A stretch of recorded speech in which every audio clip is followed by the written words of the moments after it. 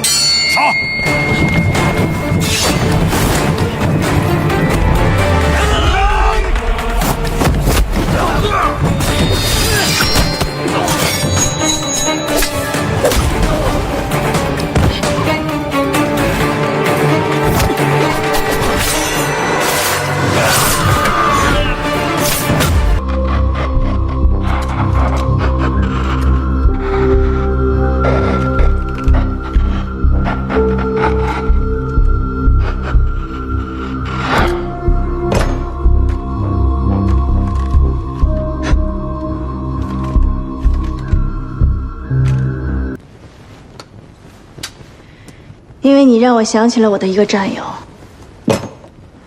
她也是个女人，我很想她。她死了吗？不知道。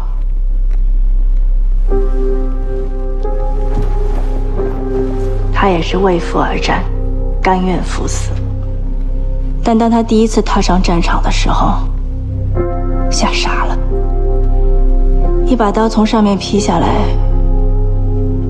他发现自己没有想象中那么勇敢。这三个片段，一个是李沁的一笑随歌，一个是周也的锦月如歌，最后一个是倪虹洁在综艺里面的表演片段。我觉得差别还是很明显的吧啊？为什么把这三个例子放在一起？因为这三个例子就是没演技到有演技的一个过程。周也典型的内娱国偶流量明星的演法，他把这个角色就是当成了谈恋爱的主体，甜甜的小女生。当然我们并不是说女将军不能是甜甜的小女生，就像苗圃的穆桂英还喜欢带花呢啊，也很可爱，但她不能只是甜甜的少女，更不能只是为了谈恋爱而演成的甜甜的少女。周也本身表演的雷同性是很高的，她经常会把角色演成大小姐啊，撒娇可爱，而且她演戏有个很大的问题，就是浓度不够，情绪经常是到半截就上不去了。所以如果你把她的片段单拎出来，基本上是看不懂她在演什么的。所以对于女将军这种情感浓度比较深的角色类型，她是演不出出来的。另外就是他演戏会比较夸张啊，会夸大情绪表演，但又没有真的演出来，结果就只剩夸张的表情了。而将军这样的角色和权臣一样，是不能靠夸张的表情和动作来体现的，更需要的是泰山崩于前而色不变的沉稳和从容，更多的是需要演员有气场的。这种走内在力量的角色，就更需要演员对角色进行深度的理解和消化，就需要更丰富的生活阅历和表演积累，绝不是靠几个模式化的表情就能糊弄过去的。同理，宋轶也是一样的，战前动员那个台词我都怕他喘不上去嘎过去，没有一点力量感。那李沁呢，又是另外一种情况，他也不壮，也很瘦，滤镜开的也蛮大的，也非常白，但他的表演看起来就会比周也好很多，因为他的气质比周也定很多，打戏也更加利落到位，所以整体即便外形也不符合女将军的设定，但不会让你觉得很违和。作为一个内娱古偶的女将军，我觉得还是可以接受的。当然和真正的女将军还是有差距的啊，只能说是近期比较靠谱的吧。而倪虹洁花木兰的片段，我觉得是内娱这几年最踏实的最女将军的演绎。她和苗圃的穆桂英还是两种不同的表演，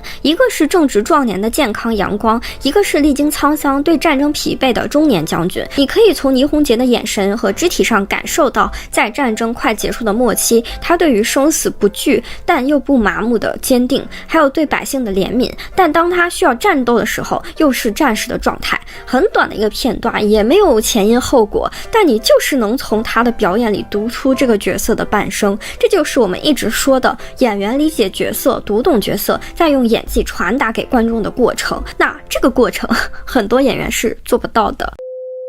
好的，说回来，如果说外形和演技的问题尚且属于演员的层面，那故事内核的扭曲和堕落，我觉得就是所有问题的根源了。内娱对女将军的塑造，从最源头的创作理念就是不对的。首先就是身份的本末倒置，正确的创作逻辑应该是，因为他们有卓越的军事才能，有过人的胆识魄力和非凡的领导力，所以他们成为了将军，赢得了将士们的拥戴。在这个过程中，他们女性的身份是他们传奇色彩的一部分，是锦上添花的特质，而不是定义他们全部价值的标签。而现在内娱的创作逻辑是完全颠倒的，因为他们是个女人，所以他们可以当将军，但他们所有的才能、所有的成就都必须为谈恋爱这个核心任务服务。将军的身份不需要他们承担责任，而是谈恋爱的背景板和催化剂，甚至很多都是为了衬托男主的强大深情存在的。于是我们就看到了无比荒谬的一幕，女将军不会带兵布阵，却可以抱着男主转圈圈；不会在战场上杀敌制胜，却可以转头丢下厮杀的其他将士找男主。军营也不是他们的工作地点了，而是他们与男主们邂逅、误会、纠缠、和好的豪华恋爱背景板。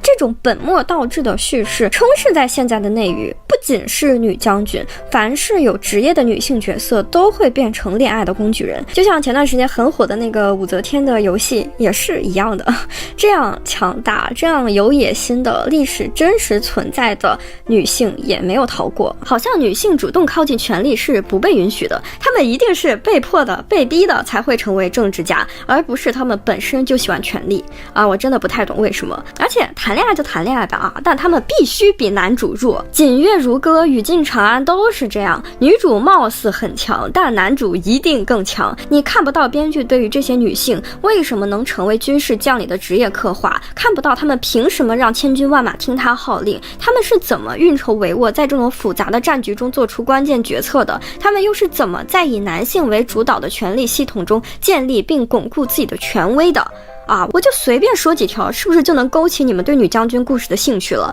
但这些通通没有，你只能看到两个工业糖精怪谈恋爱。这些丰满、立体、可信的女将军形象的核心内容，全部是被阉割掉的，被舍弃掉的。内娱这些编剧好像从心底里就不相信一个真正强大、独立、不需要依附男性的女性角色值得被爱，也无法想象这样的女性该如何开展一段健康的亲密关系。所以他们必须设置一个在武功、智谋、地位等等全方面碾压他的男主角。结果就是女将军这个听起来很强的标签，就是用来衬托男主魅力的，觉得这样的大女主才更可恨。女将军和其他有职能的女性角色是一样的，她们的恢宏，她们的迷人，她们的魅力，是因为她们是将军，是帝王，而不是她们是女人。从穆桂英到花木兰，从樊梨花到梁红玉，这些经久不衰的经典形象之所以到现在观众还能记得，正是因为她们是先为将后为女。